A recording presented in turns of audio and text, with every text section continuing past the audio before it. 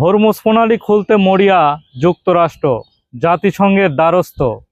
তাহলে কি বোঝা যাচ্ছে যে প্রথমে যখন যুক্তরাষ্ট্র এবং ইসরায়েল ইরানের উপর হামলা করেছিল, তখন প্রথম ইরান কিন্তু জাতিসংঘের উপর আস্থা রেখেছিল এবং জাতিসংঘের দ্বারস্থ হয়েছিল।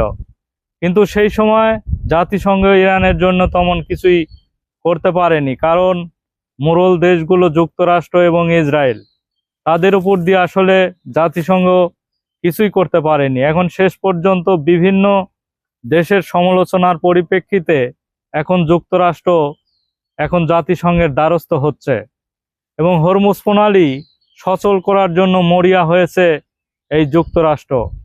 এ বিষয়ে মার্কিন পররাষ্ট্র মার্ক রুবিও ইরানের উপর বিভিন্নভাবে চাপ সৃষ্টি করছে এবং তারা বলছে যে হরমুজ প্রণালী পুনরায় বাণিজ্যিক পথ সচল করার জন্য একের পর এক বিভিন্নভাবে চেষ্টা চালিয়ে যাচ্ছে এবং তারা বলছে যে বিভিন্ন হরমুজ প্রণালীর মধ্যে যে মাইন পোতা আছে সেগুলো তুলে সেই বাণিজ্যিক পথ আবার সচল করার জন্য তাদেরকে একটি খসড়া প্রস্তাব দিয়েছে।